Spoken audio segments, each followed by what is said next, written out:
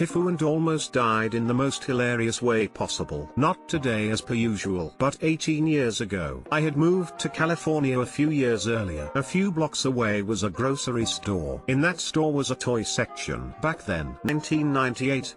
It just had an assortment of coloring books and some squeaky toys. Rubber animals you would squeeze to make a noise. I would grab the squeak thing from those toys. They are the size of a pill or vitamin. If I placed it in my mouth and pulled it to the back, I could talk while making a stupid noise. One time heading back to my friends after grabbing a fresh squeaker, I accidentally chortled back / snorted and inhaled the thing. I'm behind the store now, ready to hop the stone wall back home. No one is around, nor will there be till the trash is dropped at end of night. So I'm choking, but instead of a gasp it's a loud squeak. Re-eat, roo-oo-oo. I'm grasping at my chest. Re-eat, roo-oo. My vision fades and I fall down on my back. This dislodges the squeaker with one more loud reet. After a moment on the ground I get up and go home, deciding I'll never take a squeaker again. Edit, only to say thank you all for the laughs you provided me too. That happened to me as well, but I didn't fade. I just panicked and an automatic cough saved me. Never again. I feel like this shouldn't be as common as it seems to be. I'm imagining somebody trying to perform CPR or the Heimlich maneuver on Op in this situation. That sounds, or would have sounded, just as funny as the initial situation. Re-eat. I did this at Applebee's a few months back. Faded to black while the server and his trainee looked confused and my 10-year-old cried. Hit a wall/floor and cleared my airway. I can't go back there anymore. 0-10 do not recommend. It astounds me how people don't know the Heimlich. It should be taught at middle school health classes. Didn't this happen to Goofy once? I read halfway and went to read the username, thinking I had finally caught on early enough. But alas, Op was not /u/fucks with ducks.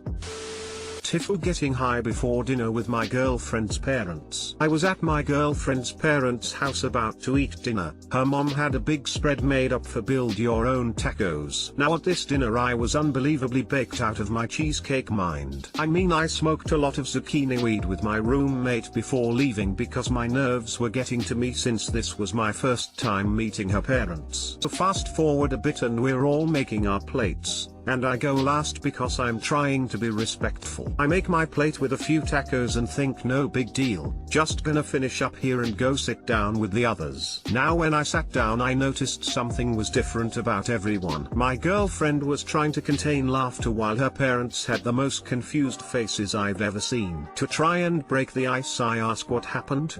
My girlfriend looks over at me and asks if I'm feeling okay whilst containing her laughter. Then she looks down at my plate to get me to see what I'd done. And my god, you guys, the coconut embarrassment. I put Spanish rice full to the brim in my taco shells and I had the meat and other toppings scattered on the side in a mess on my plate. I was backwards in what I was trying to do but was too high to notice. I didn't make a very good first impression because to this day they think I'm some kind of lunatic. TL, doctor, I was so baked that I put my side on my taco and my taco on the side in front of my girlfriend's parents while meeting them for the first time.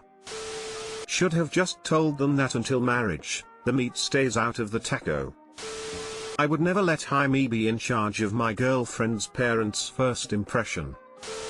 I mean, I smoked a lot of banana weed with my roommate before leaving because my nerves were getting to me since this was my first time meeting her parents. This is the most backwards button-out logic I've seen in a long time. Edit, I'm a pothead myself, and I've definitely made the same mistake of smoking before you have to do important zucchini and it blowing up in your face. But it's never been a problem stemming from logic, more the lack thereof.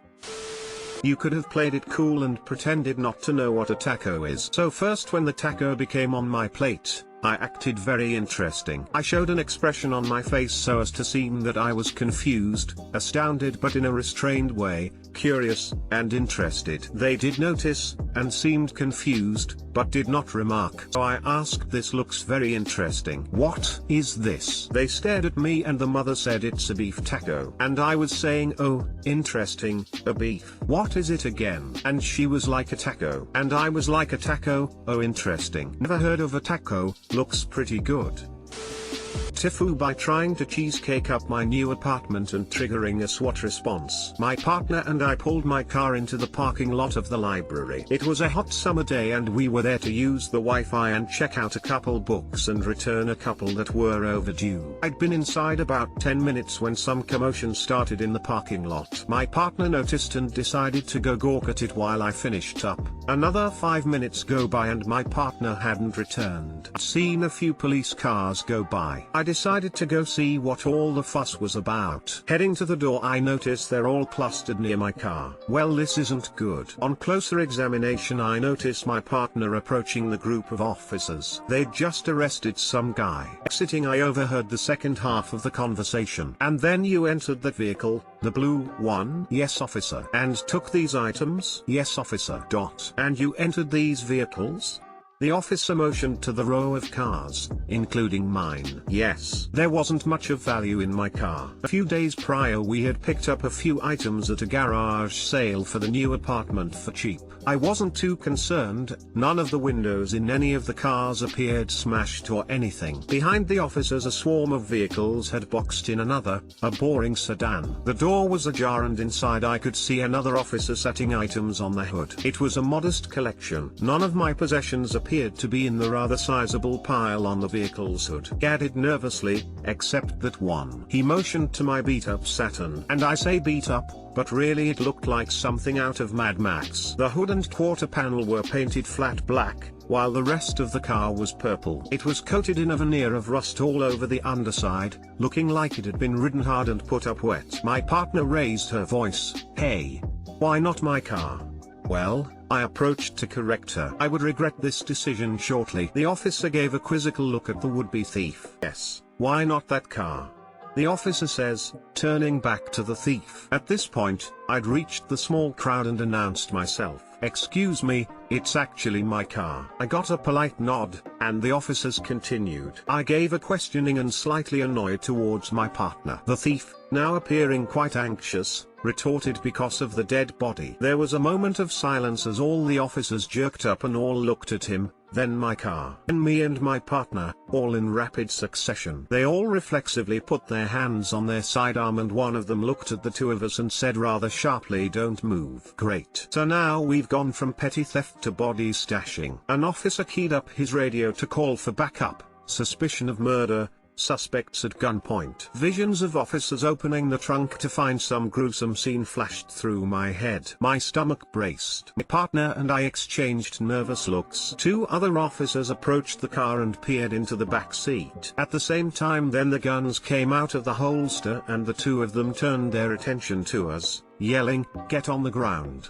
Well, this day is off to a great start. We've gone from overdue library books to murder. Me and my partner both complied, while other officers opened up my car. I heard some excited noises from them followed by silence. "Chief, you better come see this." Both of them were grinning and looking back at the thief, who looked pale as a ghost. Plot thickens. A third, rather larger man sauntered over and then burst out laughing, let them up, gesturing towards the officer with his knee in my back. Okay, what the actual zucchini is going on, I wondered to myself. The chief is practically out of breath from choking down laughter and tells his subordinate with the thief to go ahead and put him in the back of a squad car. We both approach nervously and peer into the car. It was only then I realized what had happened. The thief had been going through the cars and skipped ours because, in the back seat, was a pile of mannequin parts. We'd found them in an alleyway a couple days prior in the esteemed Loring Park area, perhaps the gayest part of the Twin Cities. Entirely forgotten about them. We had intended to use them to decorate our new, and rather empty, apartment, and nothing says queer quite like a fashion mannequin holding coats by the door. He must have spotted them and decided they were the chopped up remains of someone. Now,